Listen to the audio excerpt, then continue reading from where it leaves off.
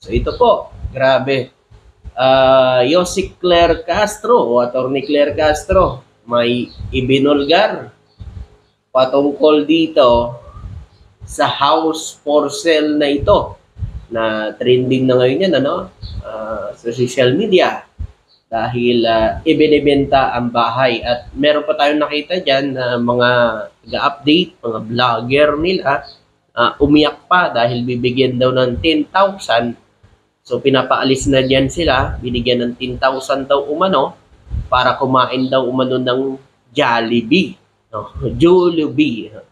So eto po mga kababayan, pakinggan natin kung ano pong ibinulgar ni Yossi Claire Castro, kung ano bang ano niya dito sa house for sale nito, bakit binibenta, naghihirap na ba ang PRRD? 'Di ba? Kailangan na ba ng pera o ano ba talaga? Tuloy natin. Okay, dito tayo. Basahin natin mga ka-clear. Inabando na bahay ni FPRRD sa Davao City, ibinibenta na. Yan. So, sabi dito, masakit sa dibdib ko every time I go inside, ako na lang ang pumapasok. Yan. So, nasasaktan si Hanilet tuwing siya daw ay papasok dyan. Di ba nga alaala nyo yan? Dapat nga ay alagaan at hindi mo dapat binibenta yan kasi siyempre yan lang yung alaala ng mga anak ni PRRD at kayo. Diba? Kasi yan yung bahay ni PRRD. Ngayon ibebenta. Bakit kaya? May apat na katulong. So hindi po hindi simpleng tao. Kasi simpleng tao, walang katulong tulad natin. Simpleng tao lang. So may apat na katulong pala. Tuloy. Hindi siya simple, pero walang amo. Walang amo. We abandoned it after what happened. Okay? So, paano to mga ka-clear?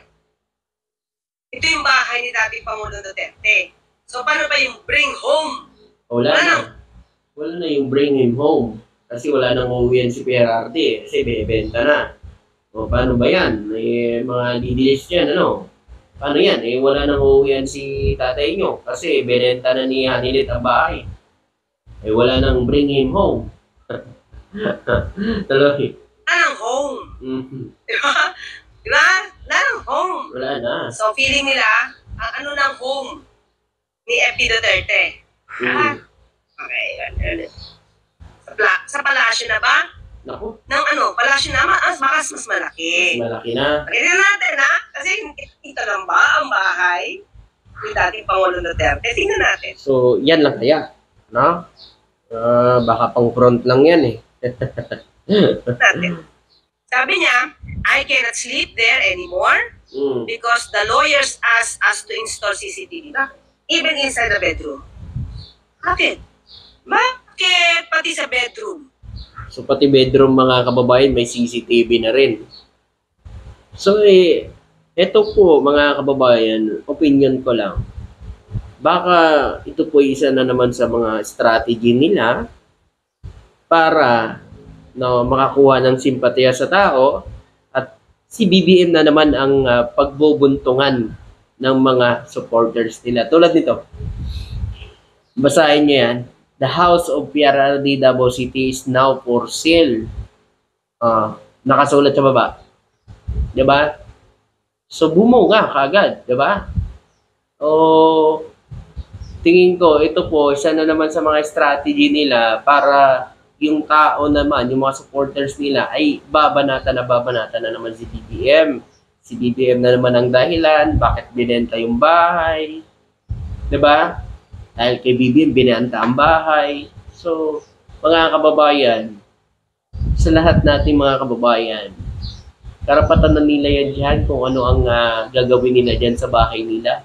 Hindi na ho kasalanan ng Pangulo yan kung ibibenta pa nila. Walang pakialam ang Pangulo dyan. Kasi ang titulo ng lupa, nasa kanila. Di ba? Hindi ho alam ng Pangulo yan. Walang pakialam ang Pangulo dyan. Personal na gamit nila yan. Di ba? Gawin natin. feeling nila, papasukin sila anytime. Nako. Eh, lahat naman nung sinasabi na papasukin sila tire-raid. Wala naman hindi naman totoo. Oo nga, no? Kasi nakaraan, meron niya tayo isang vlogger ng DDS na nag-update dyan. Ewan ko kung nakasuhan na yun.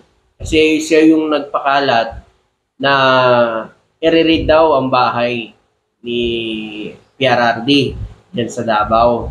Iyon pala, inanunso po ng bagong PNP chief natin nung siya pa ay general doon sa Davao, may parade pala. Anniversary pala yun mga kababayan, may parade. So yun pala yun. So walang raid na sinasabi. Diba? Oh, ba't naman kaya i-raid yun? Wala namang tao yan dun. Diba? Bakit i-raid? Oh, kaya nga, magtataka ka. Eto na naman, isa na naman si strategy, bebenta ang bahay para si BBM na naman ang babanatan nila. Dahil si BBM, dahil kay BBM, binenta yung bahay. Ako po mga kababayan. Eto na naman. Panibagong Asian na naman to. Tsaka hindi ho gagawan ng raid ng mga kapulisan hanggat wala pong warrant. Diba? Sa panahon ni BBM, hindi ho yan nangyayari. Baka sa panahon niya. Diba? Tuloy. Diba? Pero pati bedroom, tingin ko, sa akin lang, gusto na ipakita na delikado yung buhay nila. Na anytime, pwede silang i-raid. Pero in fact, gawa-gawa nila yung kwentong raid. O nako po, yun. Basag na naman ang kanilang strategy na benta house. Kaya Atty. Claire Castro.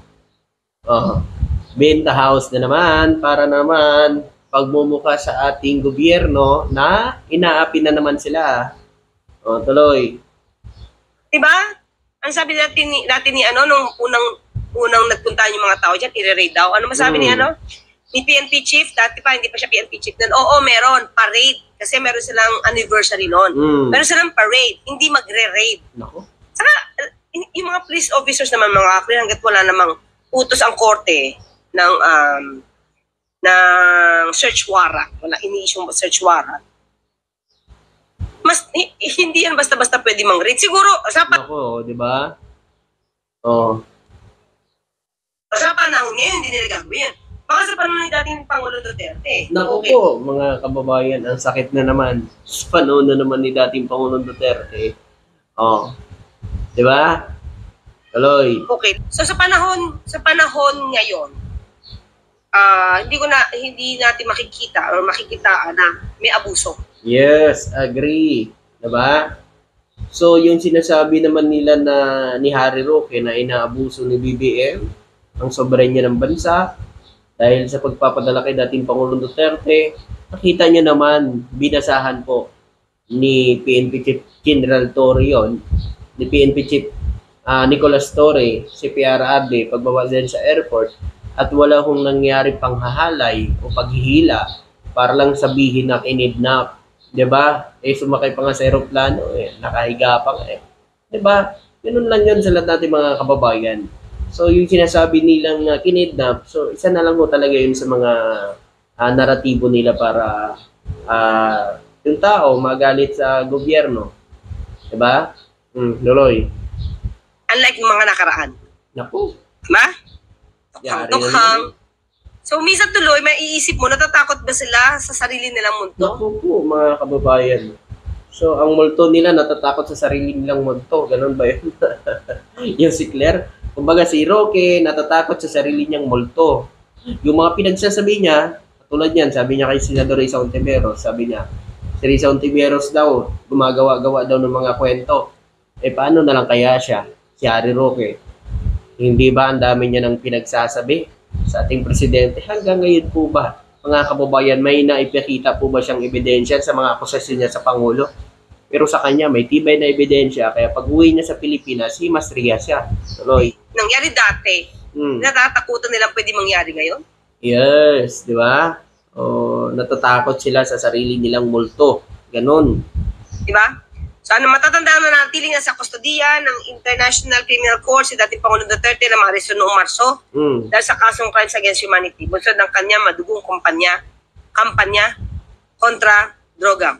So, dito, hindi naman ba lumalabas na naghihirap na sila? Or hindi naman naghihirap.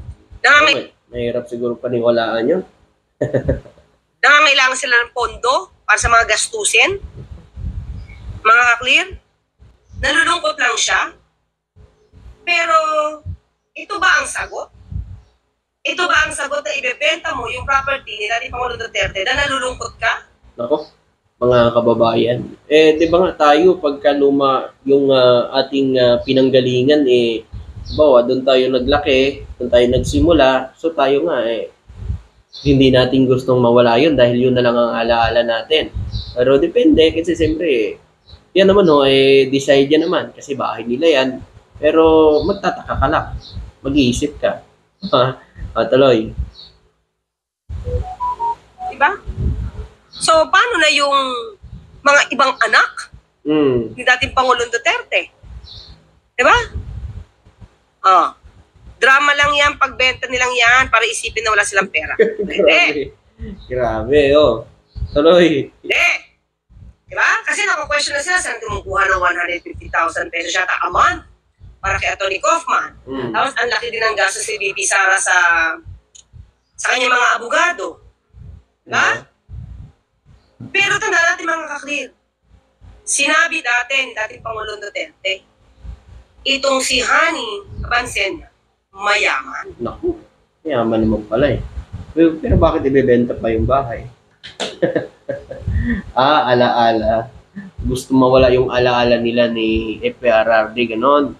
So tayo, mga kababayan, kapag siyempre, diyan tayo lumaki, nandiyan yung alaala natin. So, porsigin ba nga natin gumanda yan?